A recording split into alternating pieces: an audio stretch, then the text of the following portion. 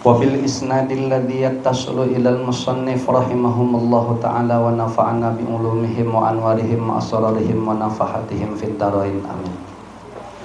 Bismillahirrahmanirrahim. Makalah ke-46. An Sufyan bin Uyainah radhiyallahu anhu, man ahabballahu ahabba man ahabbahullahu ta'ala.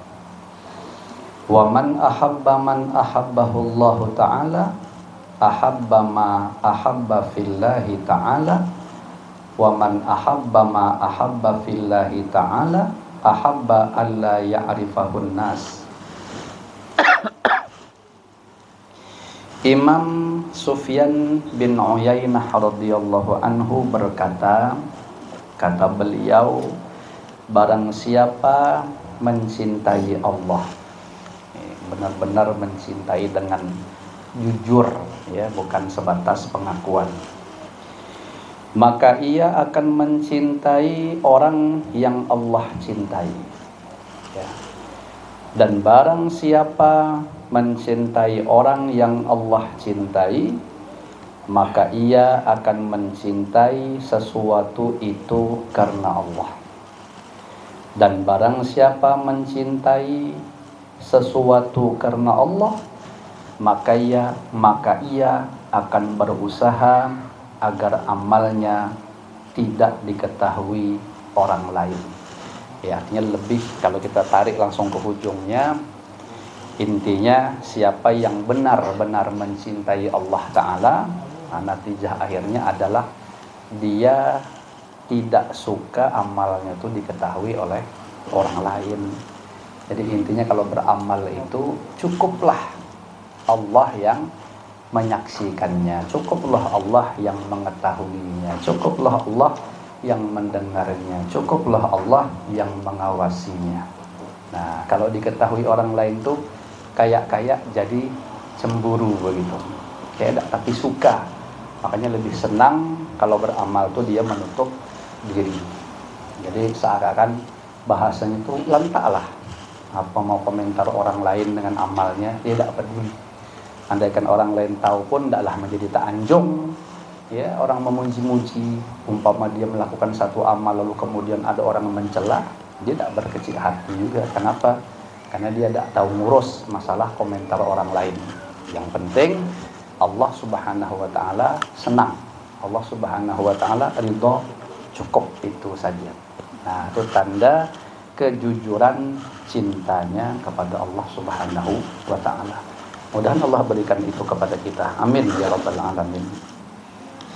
Kemudian makalah ke-47 anin Nabi sallallahu alaihi wasallam annahu qala sidqul mahabbati fi thalathati khisalin ayyakhtara kalama habibihi ala kalami ghairihi wa yakhtara mujalasata habibihi ala mujalasati ghairihi wa yakhtara ridha habibihi ala ridha ghairihi.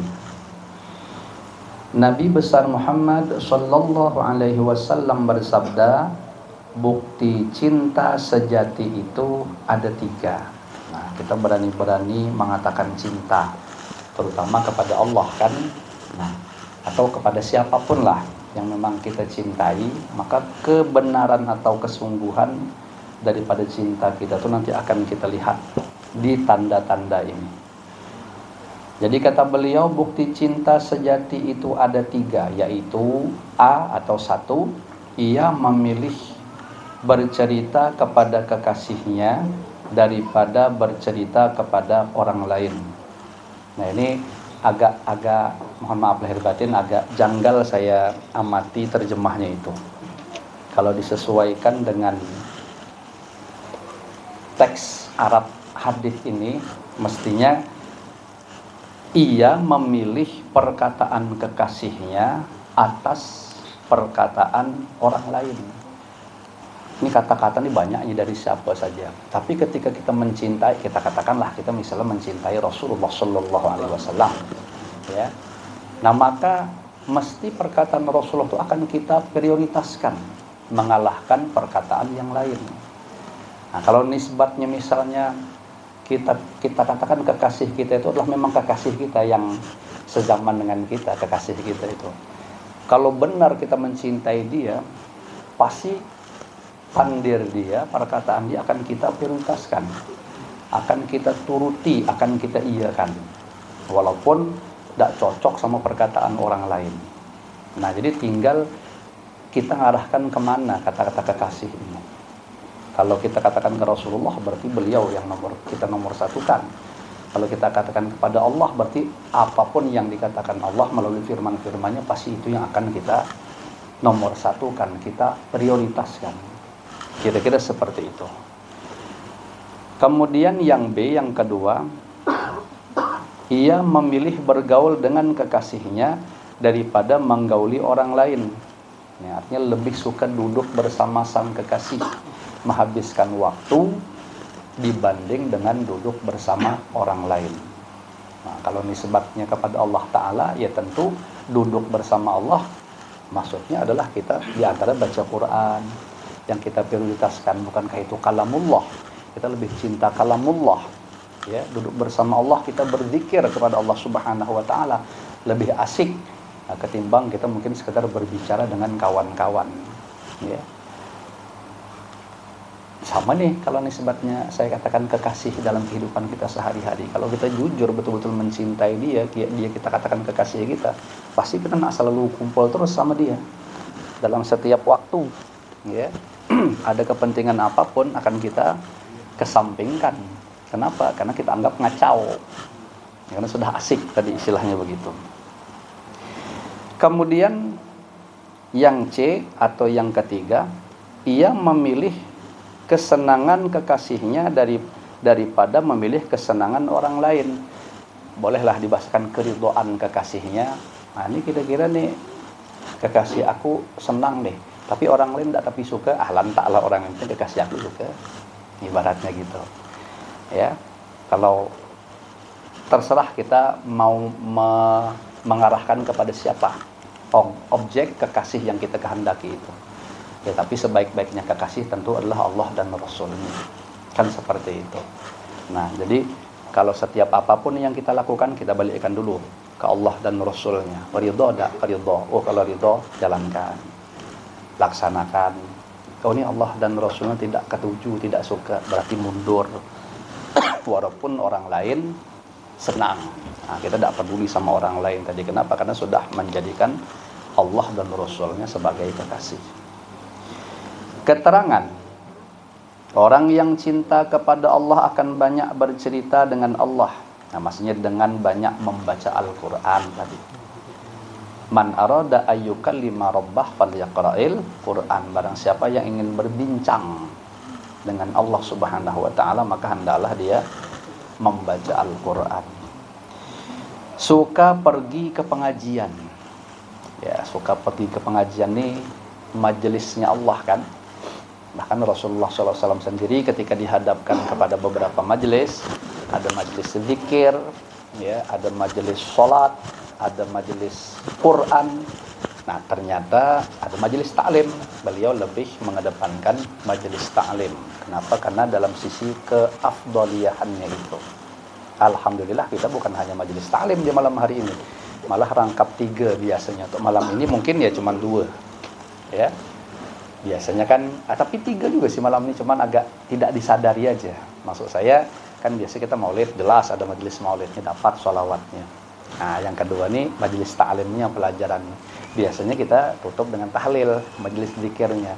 Tapi di hari ini tahlilnya tidak ada malam ini, tapi sudah ada zikirnya tadi. Subhanallah, walhamdulillah, wala ilaha illallah, wallahu akbar. Jadi dapat juga ketiga-tiganya. Berarti alhamdulillah, alhamdulillah.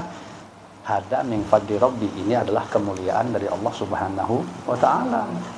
Ya, saya berbaik sangka berkumpul bersama orang-orang soleh, apalagi salah satunya adalah dzurriat keturunan junjungan kita Nabi besar Muhammad sallallahu alaihi wasallam.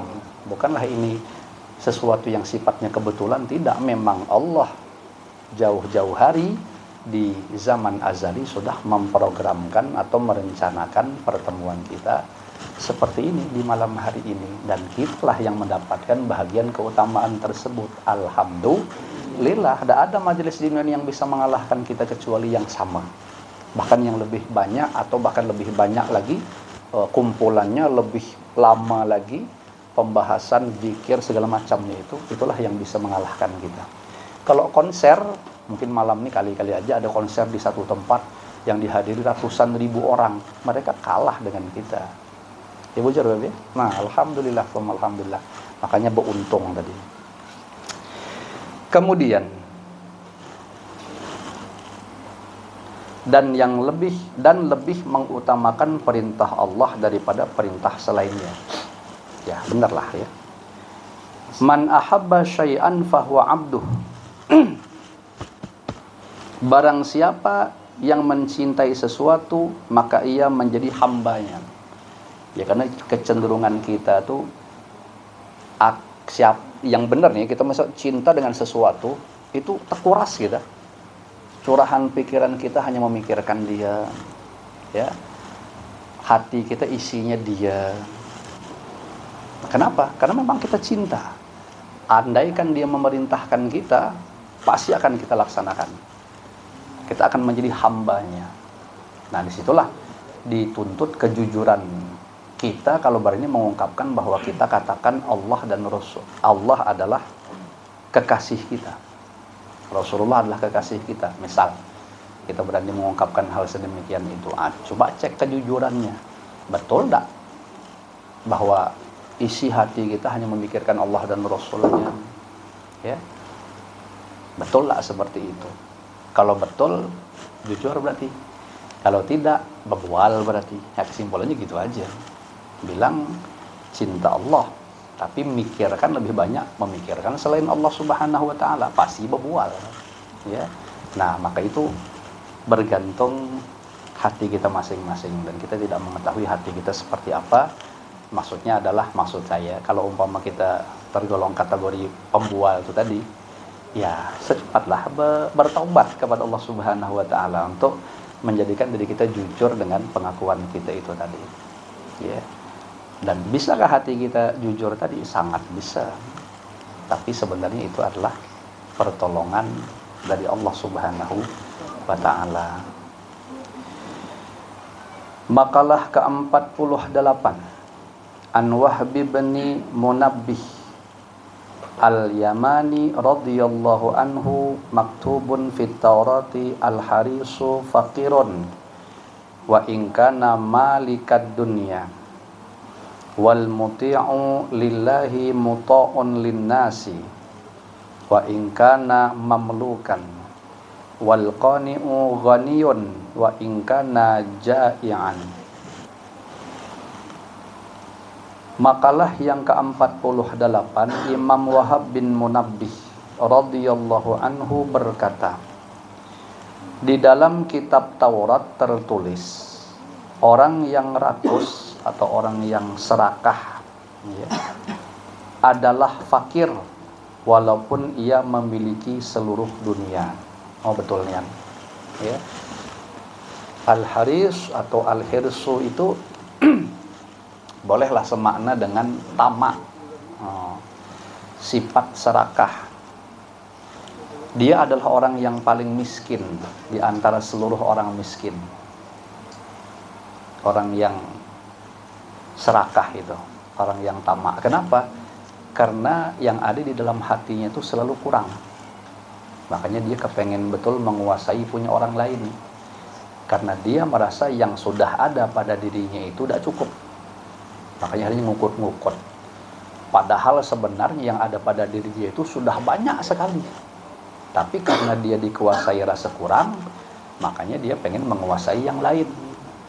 Walaupun dia pemilik dunia ini, artinya seluruh kekayaan yang ada di dunia ini sudah dimilikinya, tapi karena dia sudah dikuasai rasa serakah itu, maka dia tetap akan menjadi orang miskin, bawaannya kurang. Nah, sering saya contohkan tuh di majelis-majelis, kayak koruptor. Hasil survei koruptor itu tidak ada yang miskin, rata-rata sudah sugih-sugih. Yang kalau dibandingkan sama kita ini tidak ada apa-apanya. Ya, gaji mereka koruptor itu payah bilangkan sudah lebih daripada cukup, belum lagi fasilitas hidup, kendaraan, rumah, tunjangan ini, tunjangan itu. Banyak. Tapi kenapa masih mau korupsi juga? Nah, karena tadi ceritanya bukan mereka tidak punya, hati mereka itu dikuasai oleh al-haris tadi itu. Sifat serakah ya, atau tamak. Sehingga bawaan yang ada yang banyak tadi itu menjadi kurang dalam pandangan hati mereka. Sehingga mereka masih kepengen menambah daripada yang sudah ada, walaupun dengan cara menyalah. Koruptor itu pasti menyalah.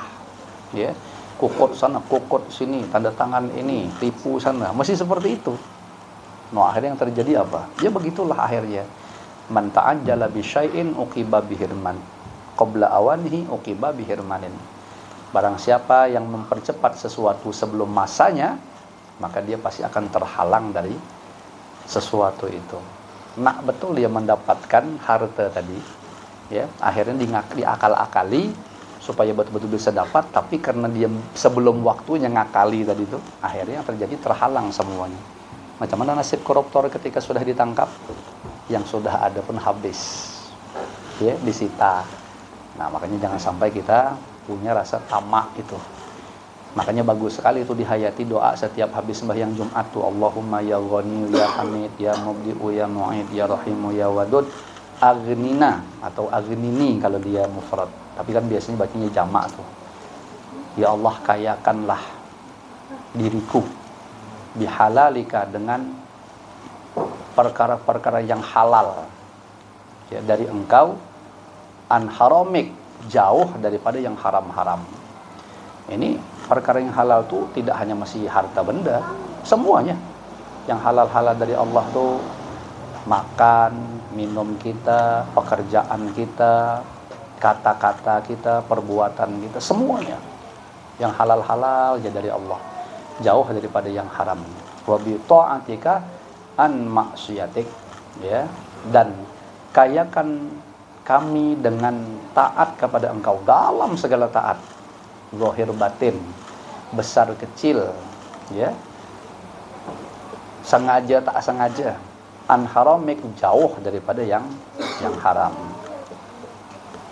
jauh daripada yang maksiat, ya. Nah, yang ketiga ini yang jadi pokok pembahasan kita, wa bi fadlika amman siwak, dan kayakan kami dengan karunia engkau, jauhkan daripada selain engkau. Ya, di dalam hati kita itu kita terkayakan dengan karunia Allah, merasa cukup dengan Allah Subhanahu wa Ta'ala, sehingga ya seakan-akan kayak tidak butuh kepada yang lain. Nah, kalau sudah berani merasa butuh dengan karunia Allah, berarti apa? Yang Allah suruh kita sudah merasa cukup seada-adanya. Kalau perbandingan Haris ini berarti qanaah, ya. Orang yang paling qanaah itulah orang yang paling kaya sedunia. Kenapa? Karena dia sudah merasa cukup, merasa puas dengan apa yang Allah takdirkan untuknya. Duit dia berapa, penghasilan yang ada nih, karena dia cuma diberi Allah skill bisa melakukan satu pekerjaan, mohon maaf lahir batin, pekerjaan yang kasar, pekerjaan kelas bawah, pekerjaan yang tidak bergengsi, yang kalau bekerja itu harus berpanas-panasan, harus berpeluhan, sehingga mengeluarkan aroma bau naga misalnya. Kalau bekerja itu, tapi ternyata dia merasa puas dengan apa yang sudah Allah takdirkan. Dialah sekaya-kayanya manusia. Kemudian orang yang taat kepada Allah ditaati manusia. Nah, siapa yang betul-betul taat kepada Allah, dia akan ditaati oleh manusia. Ya, kenapa? Karena bagusnya hubungannya kepada Allah Ta'ala. Allah bikin gitu juga hubungannya dengan sesama manusia. Jadi tunduknya dia kepada Allah menjadikan orang-orang pun akan tunduk kepada dia. Walaupun dia adalah budak, secara status sosial atau kasta dalam kehidupan ini dia rendah. Tapi ketika dia tunduk taat kepada Allah, walaupun tadi rendah secara status sosial, pasti dia akan menjadikan orang lain itu tunduk kepadanya. Allah yang sudah berkehendak sedemikian itu. Dan orang yang qanaah, nah ini tadi, adalah kaya sekalipun ia sering kelaparan. Maksudnya tidak punya apa-apa. Ya, seadanya itu, makanan hari-hari. Mungkin dia cuma bisa makan dari hasil usahanya, yang usaha itu hanya bisa mungkin sehari-hari hanya bisa makan lauk hintalo ibaratnya. Itu pun sebiji hintalo dibagi-bagi, ya. Pernah tak mencicipi itu? Pernah lah, dak? Pernah tak makan lauk garam aja? Nah, kalau ada yang pernah, ada yang tidak. Ya, ada yang pernah, ada yang tidak. Kelihatan wajah di sini nih. Ya. Nah, ada yang pernah, ada yang tidak. Kalau saya terus terang, saya pernah mencicipi itu. Waktu saya mondok aja lah, saya tidak usah cerita lagi masih kecil itu, masya Allah. Baju tuh rabit-rabit, pagi sembahyang Jumat pakai baju training yang atas bawahnya sama tuh, ya kan biasa training itu kan sepasang dak, di atas bawah rabit-rabit, masih saya terbayang sampai sekarang di Bukit Raya tuh. Sering tidur di rumah kawan malah saya waktu masih kecil itu, ya. Kalau waktu mondok dulu 3 tahun pertama saya mondok, saya tidak pernah mencicipi, merasakan yang namanya punya baju baru. 9 tahun saya mondok, tidak pernah baju saya digosok. Dan sarung saya tuh sarung yang sangat murahan. Kenapa? Ngelinting. Jadi bagian belakang tuh kayak berputar-putar gitu, terlilit ke atas tuh. Beberapa sisi ada rabit-rabit saya jahit sendiri. Kopiah saya tuh kayak belang harimau, kopiah kirang macam ini. Dan saya kan kopiah itu mana ada yang dicuci, tapi saya cuci kopiah itu, karena kalau tidak dicuci ini rasa macam kayak ragu dengan kesuciannya. Jadi kalau saya merasa kayaknya kurang bersih ini, saya cuci memang. Makanya yang terjadi dia bebelang-belang, ya. Nak pakai kopiah putih tidak diperbolehkan di pondok, karena di pondok itu dulu tidak boleh pakai kopiah putih. Yang boleh pakai kopiah putih itu memang orang yang benar-benar sudah haji atau dia dzurriat daripada kiai, baru dia boleh. Jadi secara umum dia pakai kopiah hitam. Kalau pakai kopiah ini kan nyamannya bisa dicuci. Nah, apalagi kopiah jaring lebih nyaman lagi. Kalau lapar kan tinggal nyibok aja gitu. Ya guru ya. Turun ke parit, sat. Nah. Begurau. Masya Allah. Tapi kita kalah sama cewek. Cewek itu fashionnya, wah, setiap kali tolak tuh selalu berbeda-beda. Iya kan? Oh. Itu biasa sesetel tuh dari atas sampai ke bawah, luar sampai dalam. Hijau semua. Beda sama kita, kalau kita kan tipenya belang-beleng begini. Makanya banyak yang tak jelas itu. Masya Allah. Ya, kalau fashion memang kalah lah kita sama cewek, kalah gitu. Masya Allah. Nah, jadi siapa tadi yang paling sugih? Yang paling kaya, kata beliau, adalah yang paling qanaah. Ya. Adalah kaya sekalipun ia sering kelaparan. Kenapa? Karena merasa cukup. Entah antum ini bisa tak menghilangkan rasa tuh. Rasa ini dihilangkan. Ya, seakan-akan kita tuh kenapa bisa terpikir-pikir suntuk pening? Karena rasa tuh kita bawa. Nah, cuman ya yang saya maksudkan ya. Kayak tuh kita tuh terpikir apa kata orang, apa menurut orang. Akhirnya terkunci kita di situ. Akhirnya kita tuh tak merdeka jadinya. Setiap mau melakukan apa-apa tuh, nanti kata orang kayak ini, nah dia tak jadi. Ya. Nah, itu namanya orang yang belum merdeka, belum bebas lagi. Coba rasa tuh lah, karena dirasa tuh. Ya. Akhirnya coba dihilangkan. Set. Aku tak peduli lagi apa kata orang. Yang penting aku jalani aku sebagai hamba Allah. Jadi apa dulu lagi? Sudah, tidak ada lagi bahasa gengsi-gengsi dah. Nah, sepertilah kira-kira. Nah itu nyaman tuh kalau kita punya prinsip hidup macam itu. Kita tidak akan peduli lagi apa kata orang. Sehingga kita tinggal menikmati posisi kita menjadi hamba Allah yang sebenar-benarnya. Dah ridho aja. Ya ridho aja bawaannya kepada Allah. Happy aja begitu. Kemudian makalah ke-45. Betul ya? Oh, tertiup angin pula. Kisah tertiup angin rupanya. Bingung saya. Tadi kok cerita aja sampai ke situ 48, sudah kok berbalik lagi ke 45. Nah, ini. Kisah seorang tawanan wanita muslim melarikan diri dari penjara negara kafir. Ia berjalan kaki sepanjang 200 farsah. Berapa 200 farsah nih? Kalau dikontekstualisasikan. Wah. Saya ambil perbandingan lebih ya. Dia ukuran masafatul qasri, boleh kita mengqasar salat itu adalah 2 marhalah 16 farsah. Nah, coba bayangkan. Paling seingat saya nih ya, batasan paling rendah itu sekitar 80 kilo. Iya kan? Nah, itu 16 farsah. 80 kilo. Nah, di sini disebut berjalan kaki 200 farsah. Nah, kira-kira berapa lah tuh?